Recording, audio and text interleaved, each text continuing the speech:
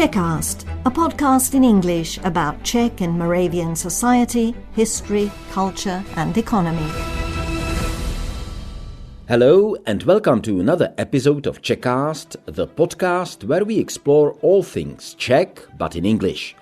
I'm Vít Pohanka, your host, and in this episode I'm speaking with someone who's not only a bright young voice in broadcasting, but also a colleague of mine here at Radio Prague International, Jakub Ferenčík.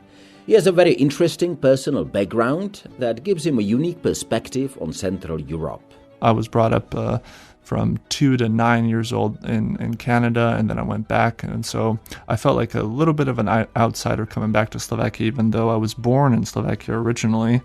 I was kind of up and down, kind of this upbringing all over the place. Now based in Prague, obviously, Jakub finds himself drawn to the deep historical and cultural layers of this region. I just love Prague. I love this intersection between Prague, Vienna, Budapest, and Krakow and Lviv, this part of Europe, Central European history.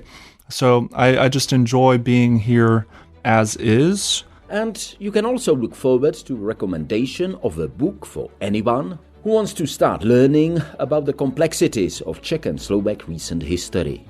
Great start would be The State That Failed. That is Czechoslovakia, The State That Failed by Mary Hyman. I hope I'm pronouncing that correctly. Definitely a fantastic book. It's really an introduction to Czechoslovak society. It doesn't hold back in criticism, which I think is really good.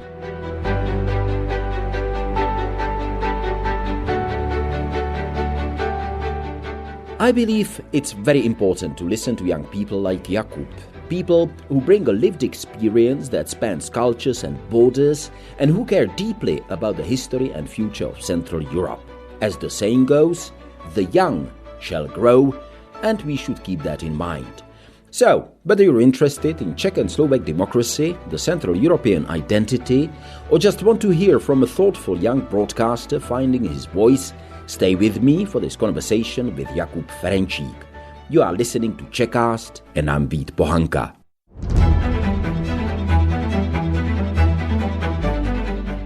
Czechast, a podcast in English about all things Czech. Whether you're an English-speaking expat living in Czechia and Slovakia, or a descendant of the Czechs, Moravians and Slovaks who left for a better life in America, Australia, Britain or Canada so long ago that you don't speak the language of the old country, this podcast in English is for you. Yeah, so Canadian-Slovakian, a little bit about my academic background. I did my undergrad at University of British Columbia in the Okanagan, and I studied political science and philosophy as my major and minor. And then I did political history afterwards at McGill University, where I focused on interwar years and post-Velvet Revolution Czechoslovakia. We did kind of post-communist societies as well, and just kind of democratic theory or intellectual history, some call it, political philosophy, you can call it as well. And so that's a little bit about me. It may seem pretty obvious, but it just struck me. Have you ever thought about studying in Slovakia rather than in Canada? Yeah, I don't know what really motivated me to, because those were my younger years, but basically at 16 I did a year abroad in Canada. Something kind of motivated me to go back home because I was living in Slovakia at the time. I did the crux of my education in the Slovakian system, and basically graduated in Canada. In high school, I just did my last year there. And I think at the time I just wanted really to travel. I lived in England after that for 2 years, and I was thinking about what to do. I heard negative things about the Slovakian education system. There's really an emphasis on memorizing, whereas in a lot of the North American schools, there's more of a kind of essay approach in the humanities. And so it kind of morphed into, I don't think there was necessarily kind of pinpoint accuracy when it came to my decision making at the time of like what really to do. It was evolving. I definitely didn't want to study political science initially. So I didn't really have that big of a, let's say, take on why the Slovakian system wasn't working for me, or why I wouldn't study, for example, at Univerzita Komenského in Bratislava or Charles University in Prague or Masaryk or wherever else. But yeah, I just kind of was really appealed to traveling. So that was kind of why I landed on UBC. You know, recently, by the way, I actually researched and wrote something for a private customer about the educational system in Canada. And I found out, well, first of all, I mean, there's obviously tuition fees, there are scholarship, you can get some scholarships, etc. It's not as expensive as it is in the US, but McGill, that's what I want to say, where you actually studied, is definitely one of the top universities, not just in Canada, but internationally, I think. How difficult was it to get there? It is a competitive school to enter, so it's considered, like some people call it, like the Ivy League, the top tier. They say the Harvard of Canada or something like that. They say. I think the comparison is not entirely accurate, because Harvard is definitely more competitive. I think that's something that Canadians like to tell themselves who get there, or something like that. But yeah, it is competitive. I think the scholarships are very generous. I got travel grants for my dissertation research with almost no fuss. I mean, the bureaucracy of it is a little frustrating. You have to go through a lot of references and kind of justifications and that kind of thing. But also, they hand out scholarships to students. They try to bring in a small cohort of students, especially in the graduate programs. In the history department, there were, I believe, around 10 of us for our cohort. And so it depends department to department. They have some departments that are better than others, but I really reflect positively on much of that graduate studies, also because of the generosity of the scholarships. But I think our cohort of students were exceptional students and hard workers, but also the professors were just excellent, real authorities in their field who studied under titans in Slavic studies. So that was definitely a pleasure. Could you tell me a little bit about your family roots and what kind of first sparked your interest in the history of Czechoslovakia and its democratic traditions that we will talk about, I hope, a little bit more later? Yeah, so I think it is being a first-generation immigrant because that sparked my interest in Czechoslovak history, definitely, because growing up, I did always feel more of an inclination to study Slovak history than let's say, Canadian history, because Canadian history is fairly modern, and a lot of the history that was there was genocided, for lack of a better term, and kind of is understudied or undervalued. There is an effort to bring it back with the First Nations, but I still believe that it's less kind of known, and a lot of the history is unfortunately forgotten or impossible to bring back to the record. So Slovakian history appealed to me because of that first generation background. I was brought up from 2 to 9 years old in Canada, and then I went back, and so I felt like a little bit of an outsider coming back to Slovakia, even though I was born in Slovakia originally. I was kind of up and down, kind of this upbringing all over the place. But so I think it was that. But as I was saying before, I didn't really have the kind of interest to study it per se. I was, initially in my academic background, I was more focused on philosophy and kind of philosophical questions. I really enjoyed kind of the field of moral development in philosophy, also in intellectual history, just kind of how morality developed, from this Plato, Socrates, Aristotle, with the ancient Greeks in the Western world, and kind of all the way through to the medieval period, Christendom, Renaissance, Enlightenment, post-Enlightenment thinkers, postmodern thinkers, and that kind of thing. And that was definitely my thing for a solid 2-3 years until I was more interested in political science. And I think that was a post-Trump phenomenon, that a lot of maybe people became interested in political science because it was probably easier for people to understand. And then rather than kind of the bureaucracy of the Obama era, kind of in U.S. politics, but also in Canadian politics. There was Stephen Harper at the time, and I think it would be fair to say that was also in the EU. And so it was only after that I had a gap year and I was reading a lot of history books. I just kind of naturally was inclined to read Eric Hobsbawm, who wrote like The Age of Extremes and The Age of... he wrote a number of these kind of series books, and I was very interested in that. I read Serhii Plokhy, who's a Ukrainian historian, wrote The Gates of Europe, which is kind of an accessible Ukrainian history, and a lot of other books. I was reading Timothy Snyder, Anne Applebaum, kind of these popular history writers. And then I was getting into the more nerdy stuff as well, like Stephen Kotkin. And I just had a natural inclination towards it. And I think I was reading a lot less philosophy and political science.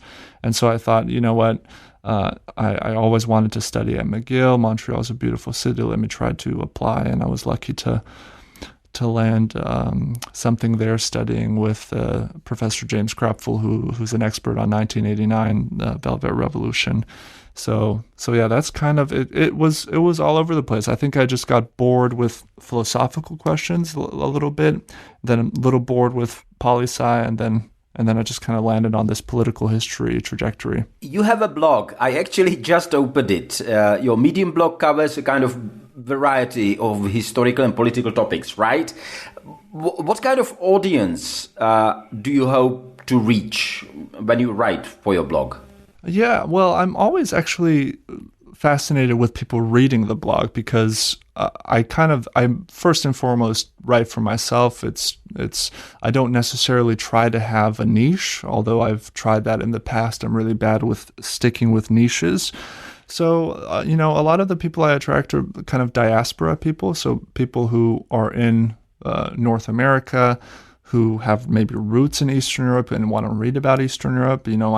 I've written about neoliberalism in the Czech Republic and how the tax system is flawed and that kind of thing. So an article that you wouldn't think would get a lot of attention did get a lot of attention. A lot of people are interested in the Czech Republic.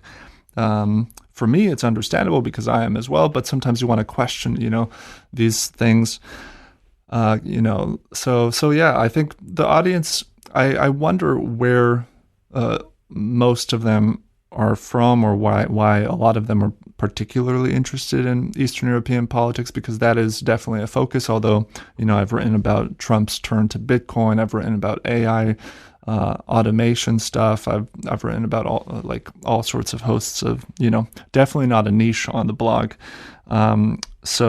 But yeah, a lot of people, for a long time, I was focusing very much heavily, understandably, on the Russia-Ukraine conflict, especially after the full-scale invasion. But I was writing about, kind of proxy influence in Belarus before the full-scale invasion, and other things as well. Yeah, I just actually went through some of the postings that you have on your blog, and it seems to me that I can only confirm that the most reactions that you get are the articles about Ukraine, which actually just brings me to ask you. You are from Slovakia. How often do you go there? Isn't Slovakia in a way interesting? In a way now under the Prime Minister Fico? In this respect, when it comes to Ukraine as well? Yeah, absolutely. I mean, definitely interesting. I try to focus on it a little bit, but people are less familiar with Fico's government involvement. So occasionally I do write about it, but it is infrequent, definitely. But when it comes to going home, I mean, it definitely depends on the years. During COVID, I lived there briefly, I think for 8 months. Sometimes I'll visit for a month. But prior to having this role at Radio Prague, I stayed there for a month type of thing. I was living in Prague and Haje, so I would go up and down, kind of 3 visits in 3 months type of thing, that kind of thing. But since having the role, I've only been back for Christmas, which I always love going back to Slovakia despite the politics. I think that the people are lovely. I'm from Ružomberok, which is also just has the prettiest nature. Everyone. Definitely. Yeah. So lots of history, lots of nature. So I love going back. I should go back more often. Throw this idea at you. After listening to a lot of political podcasts in Britain, in the US, English-speaking podcasts, I often hear Europe is divided when it comes to Ukraine. But I think it's kind of a false argument because Europe, because on the one side, we do not want to support Ukraine, is Fico and Orbán. And who else, I wonder? And that's not Europe, divided. It's just a small part of Europe. Maybe Portugal doesn't, care because they are far away. Maybe Spain doesn't care so much. But what do you think about that? I mean, aren't in a way Fico and Orbán as prime ministers of Slovakia and Hungary in a way isolated in their stance towards Ukraine? Yeah, well, there's a lot of surprising, I would say for myself, surprising research on kind of the Slovakian public and how, I don't have the numbers on hand here, but I believe it was somewhere around 55% or maybe more in Slovakia that thought that Ukraine was at least partially or if not fully responsible for Russia's invasion, full-scale invasion of Ukraine, which is an interesting statement to believe in. Difficult to justify for a lot of reasons, but so it's something that I wouldn't attribute necessarily to Fico. I think that there is a movement in Slovakia. It's interesting that it's present in Slovakia, not the Czech Republic, though. I think that's attributed at least partially to the fact that the Prague Spring of 1968 and the crushing of Prague Spring in 1968 is differently remembered in Slovakia. It's kind of almost more of a Czech phenomenon in, public consciousness, whereas it wasn't necessarily because Soviet-led troops of the Warsaw Pact and the Soviet Union, they did march through Slovakia as well. But it was very much kind of remembered as a Czech phenomenon. And I think that is attributed to some of the reasons why Slovakians remember it, or at least maybe they have less of a animosity towards Russia right now. But I really do wonder why. But yeah, it is curious. I think there are, pockets of populations that are more pro-Russian in the rest of the EU, but Slovakia stands out for some reason. You'll maybe have to ask some political scientists about this, but yeah, it's surprising. So, do I understand correctly that for Slovaks, the kind of legacy, the importance of 1968 is not as kind of strongly felt as it is in Czechia, even though Alexander Dubček, obviously a Slovak, was the kind of embodiment of the Reformation process of 1968. Do I understand correctly? Yeah, I mean, it's something that I've kind of flirted with the idea because definitely, if you see, like, for example, the reception of Waves, this film about the crushing of Prague Spring, I think it resonated much more in the Czech Republic than Slovakia. I don't have data on hand, so that's kind of circumstantial evidence, but it's something also just this, public consciousness has a lot to do with what people perceive today. And so even I think just the way it's talked about, right? It's very much similar to the Velvet Revolution, how it's talked about as a very Prague almost phenomenon. Rarely will you hear about Olomouc, which you're more familiar with the activities there, or Košice or Bratislava and the, Velvet movements, against communism. So it's that kind of thing. But once again, I wouldn't necessarily quote me on this. It's something that I'm kind of flirting with, but I haven't looked at the literature that much to have a coherent view. What I observed when I quite recently, well, it was in 2021, so it's nearly 4 years ago, I traveled around Slovakia a lot, filming for Czech television a series of reports. And what really struck me was that on the one hand, you have so many young people from Slovakia coming to study in Czechia, not all of them actually returning to Slovakia. There's a lot about what happens in Czechia in the Slovak media, as I could observe. I mean, I don't have any, exact research on that. But it seemed to me that Slovakia is more interested, the Slovak media, let me put it like that, are more interested in the kind of, gossip and what is happening in Czechia than the Czechs are, interested in Slovakia. Yet, when it comes to Ukraine and some other things, Slovaks seem to be quite, differing. And I just wonder why. There's probably no exact answer.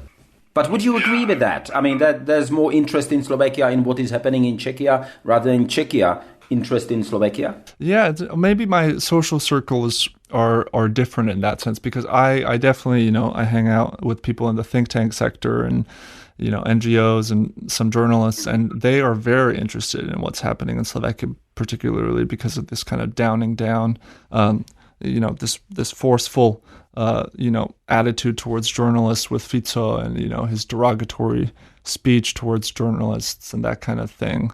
So they are interested in that because they potentially see, they're scared of possibilities of that kind of attitude. They're supportive of journalists. And also, surprisingly, I do find a lot of Czechs will watch kind of documentaries on Slovakian politics, such as The Killing of a Journalist, which is about Jan Kuciak and Martina Kušnírova, and the case in 2018 where they were both found killed, and how it was tied to organized crime and the mafia, and how the Slovak justice system wasn't at all ready to protect them or tackle it, and how there was police involvement. And so I think maybe post 2018 particularly, there was, I think, a lot of interest among my friends who are here in Slovakian politics, mainly because almost like a type of fear, I would say, that like something similar could happen in the Czech Republic, and that something like that would happen at all in the EU. You are listening to Czechast, a podcast in English about all things Czech, and today also Slovak. I'm Vít Pohanka, and my guest is a Slovak-Canadian Jakub Ferenčík, a young broadcaster and a colleague of mine at Radio Prague International. I would like to ask you about your thesis, because it explores how Masaryk, Beneš and Havel, as presidents of Czechoslovakia and Havel also Czech Republic, viewed democracy through their philosophies of history.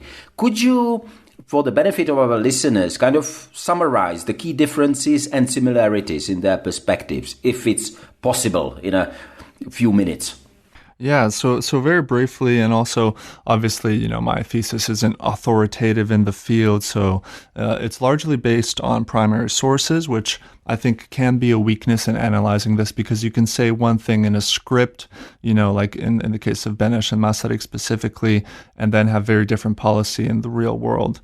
So that's something that, my thesis was very much focusing on their pronouncements, what they're saying, rather than necessarily on what they're doing. And that's kind of a weakness of that, but I think it still has some utility. But yeah, so Masaryk and Beneš, we can put them in kind of two camps. So Masaryk and Beneš, founders of the First Republic, Czechoslovakia, they believed in history as this necessarily progressing towards democracy. And you can see it specifically in Masaryk's text, which is in Slovakian or Czech, it's Světová revoluce. And in English, it's unfortunately called The Making of a State, which, the English translation doesn't get at all what Masaryk is trying to say with his title, I would say, because Světová revoluce is tackling that this is a world phenomenon, this is a progression. We went from monarchy and absolutism to democracy, and this is the will of the people, and now, people are going to be represented, basically. So that's the humanistic element, is that the human is now in the center, in a way that, wasn't necessarily the case, even though you would have potentially philosophers of the Enlightenment era and others advocating for parts of it. I think Masaryk and Beneš could easily be classified as these post-Enlightenment political thinkers who were utilizing some of the reasoning of the Enlightenment, even though the Enlightenment was definitely a very exclusive movement. This was definitely a kind of for white men type of privileges, and very slowly did you have the kind of moral and political developments for minorities and others. So, but yeah, their philosophy of history was one of progression, broadly speaking. That didn't mean that they thought that, that you didn't have to fight for democracy. So, for example, Masaryk's view was that democracy was, quote unquote, a way of life, a regime of work, rather than some final destination. He wrote similarly that democracy is a view of life. It is based on trust in people and being human in humanity. So it's not just a form of government to him, or administration. It's a view of life and the world. And that's something that permeated, I would say, Czechoslovak thinking and Czech and partially Slovak thinking in the successor states. It's something that you can find in Zuzana Čaputová, who was the former Slovakian president prior to Petr Pellegrini. And it's something you can definitely find in Václav Havel. And so that's the similarity there, that they have this emphasis on the human element in democracy and that it's this striving. But Beneš and Masaryk lived in a different time than we did in the 1990s, right? This Francis Fukuyama famously put it as the end of history, and it's been quoted ad infinitum as this, and kind of misquoted as well, because I don't think Fukuyama's position is entirely a position of kind of triumph. It's not saying that this is necessarily the end of, that institutions won't have their problems, that kind of thing. And he's revised his argument as well, so I don't want to misrepresent it. But yeah, it's Havel, I think, kind of adjusted to the errors of the thinking, or he made corrections to it, because he saw general apathy in the communist era towards government, towards political institutions, and he saw it in the 1990s.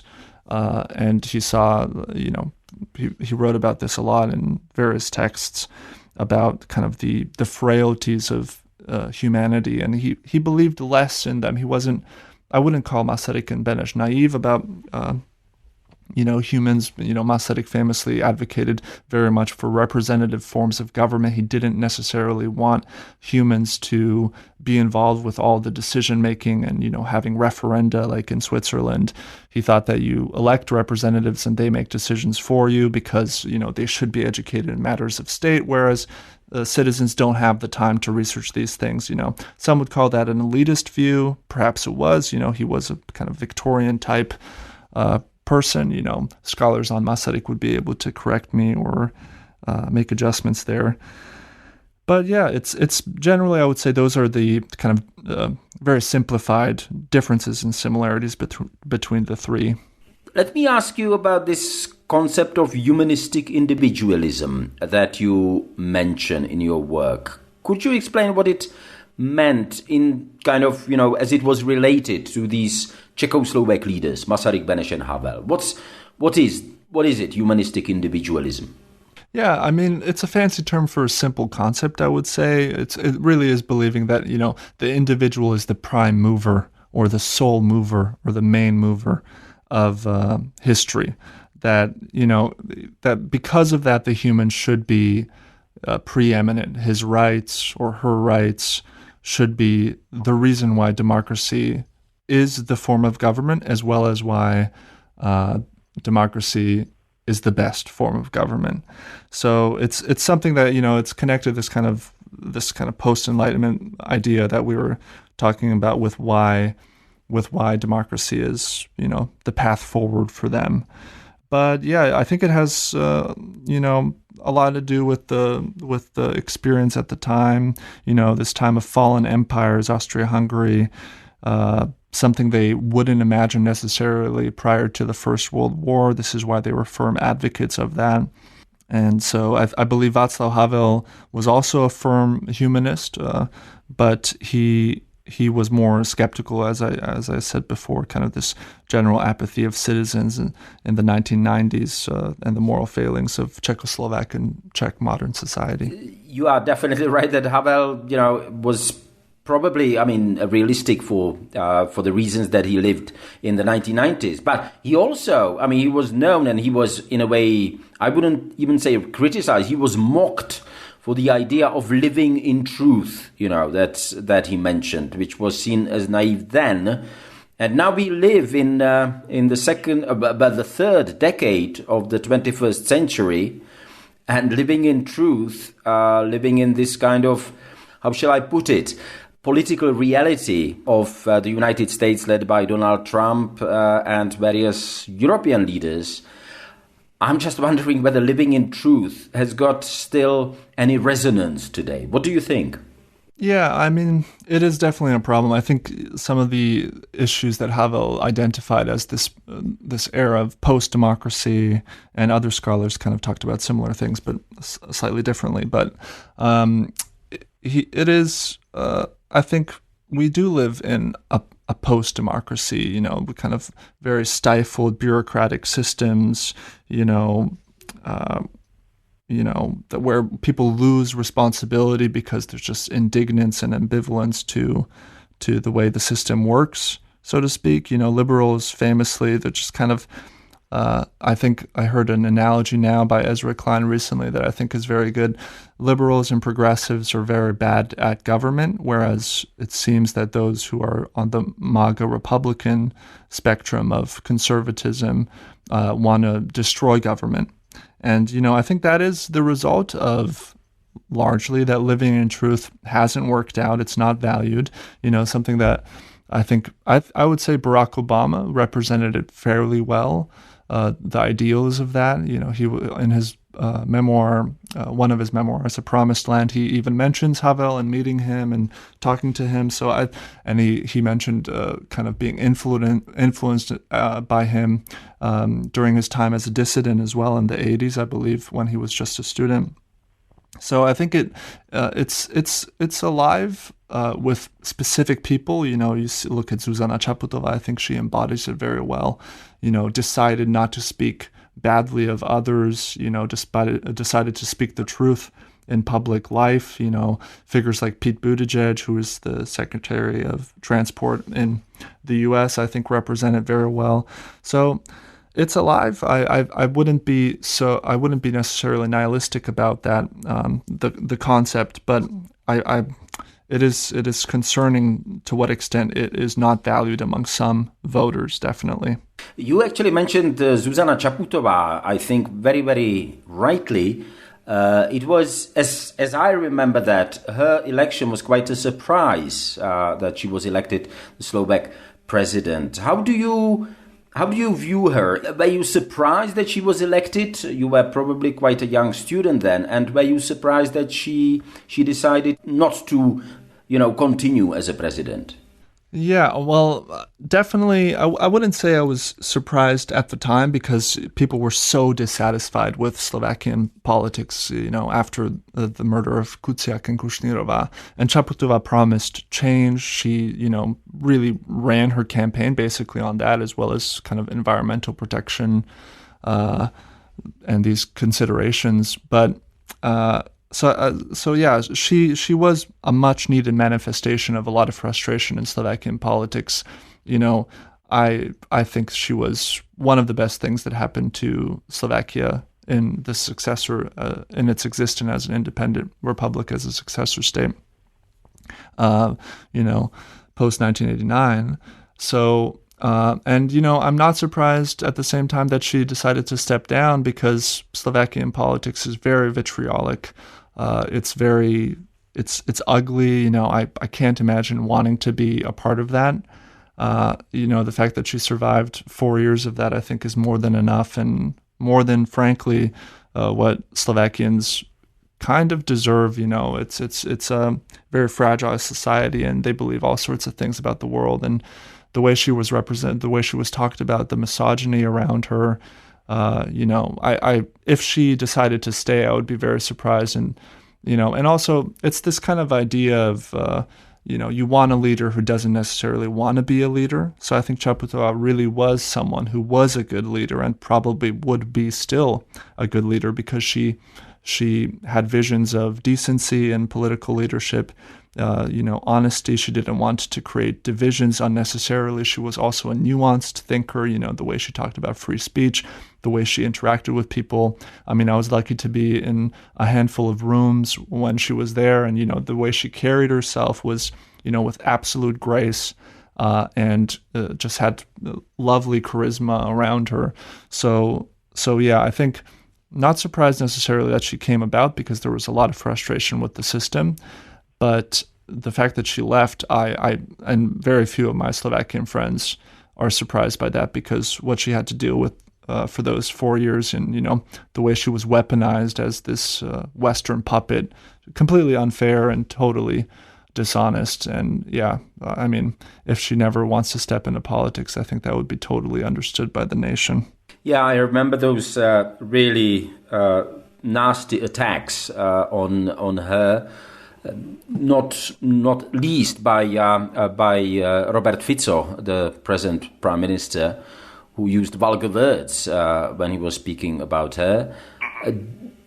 I just wonder, and I don't want this to sound, that one or the other nation is better.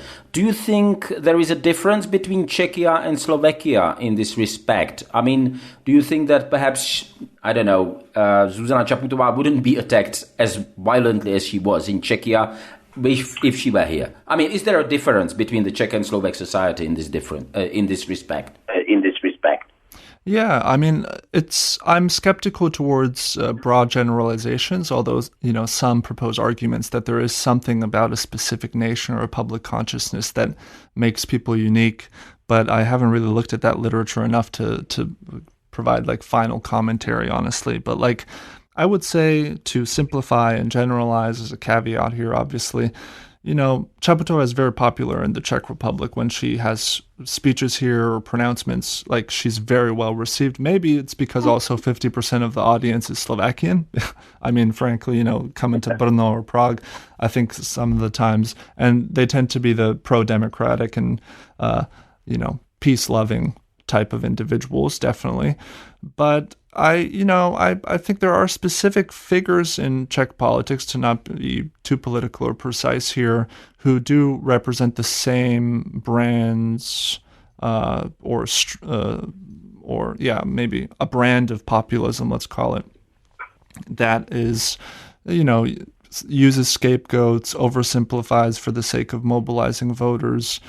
And those people, maybe they're not the same as Fico, who I think kind of uses it more, although he is a very charismatic figure and he's, I think, understandably liked by some. He can use terms that are just, I think, totally uncalled for in public office. But there are figures in, I think, Czech political life that do the same, but they're not as popular or prominent as Fico was, because he's been, someone that Slovakian society couldn't really or can't really get rid of for the last 15 years or so. Okay, Jakub, let me ask you this question. If you had one book that you would like to recommend, other than your own research, recommend to people who would like to learn about both Czechoslovak democracy and Czech and Slovak democracy, if you understand what I mean, would there be a book that you would recommend to read? Yes, there would be. And let me just find my list. Okay, you've got a list. I got it. I've got a list. Okay, so name three. Lovely. Well, okay, so yeah, obviously I had to read a lot of secondary literature for my thesis and my MA. So I think a great book, great start, would be The State That Failed. That is Czechoslovakia, The State That Failed by Mary Hyman. I hope I'm pronouncing that correctly. I never know how to pronounce these scholars' names, so forgiveness.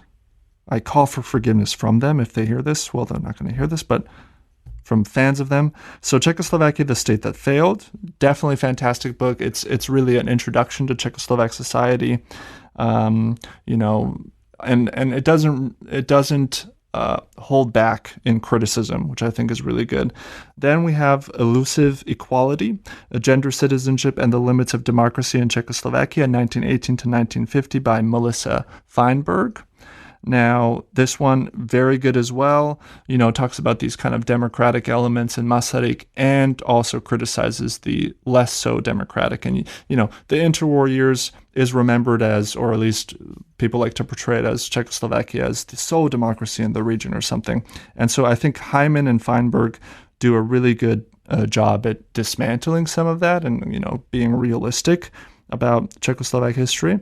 Then we have Battle for the Castle, which I think is really good. Subtitle is The Myth of Czechoslovakia in Europe, 1914 to 1948, Andrea Ortov. So those three books, I would say, are a really good introduction to Czechoslovak society and, the state. Excellent, thank you. And now, let me ask you another, kind of banal question, but I think interesting question. If you were to choose a person in history that you would like to meet and interview, then it comes to Czechoslovakia, Czech history, Slovak history, who would that be? Yeah, if it's really directed towards Czechoslovak, then I would say Zuzana Čaputová, even though she's still alive and well, obviously.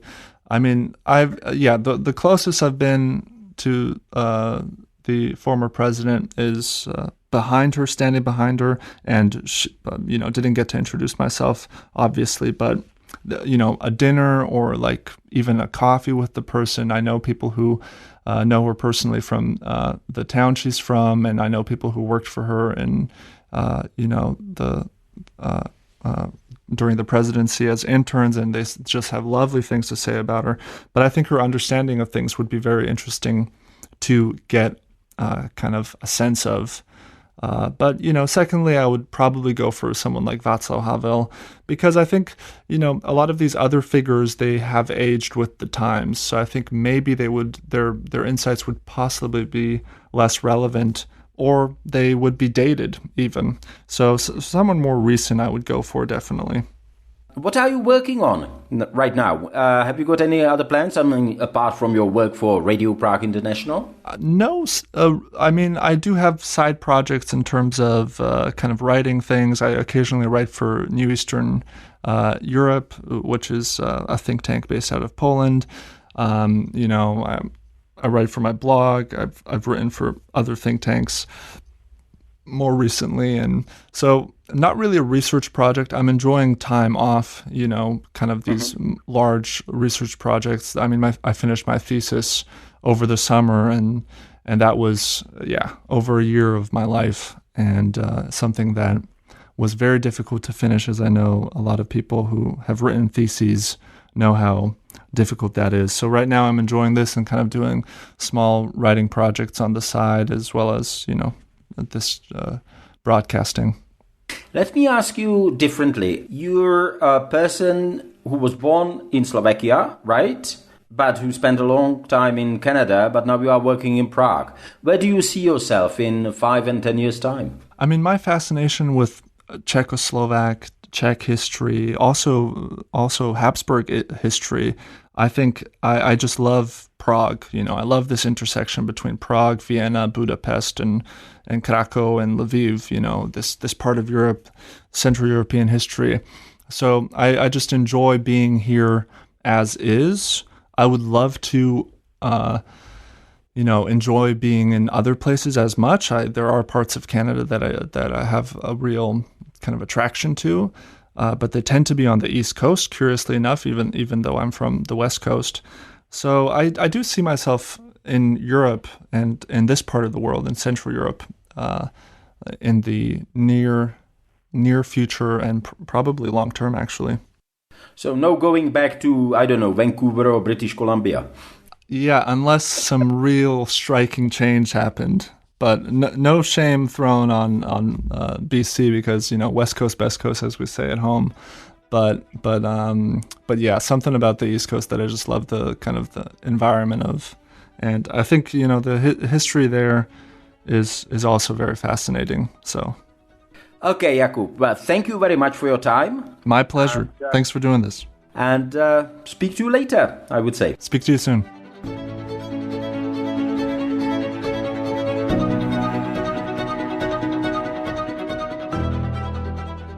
So, that was Jakub Ferenčík. In our next episode, we shift from the voice of a young journalist to the perspective of someone deeply rooted in Czech history and tradition.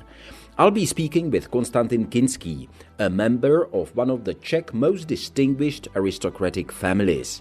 He grew up in France and returned to Czechia as a grown man after the fall of communism.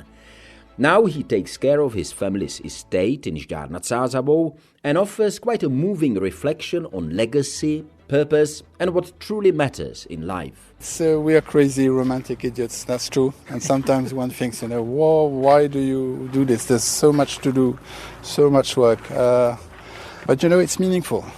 It's meaningful what we do. One can do a job and make money and have a comfortable life, and then what? Coffins have no pockets. It's better to leave something behind you. So that's what we try to do, and the feedback we get from the people with whom we work is so great that it gives us energy, helping this place live on and carry meaning for future generations. Whether it's by managing nature in a sustainable way or by restoring buildings so that they carry living culture, it's fulfilling. It's a rich, personal conversation that you won't want to miss. And if you've enjoyed this or any other episodes, don't forget to subscribe to Czechast wherever you listen to it. You'll always be the first to hear what's coming next. I'm Vít Pohanka and this has been Czechast. Thanks for listening a naslyšenou.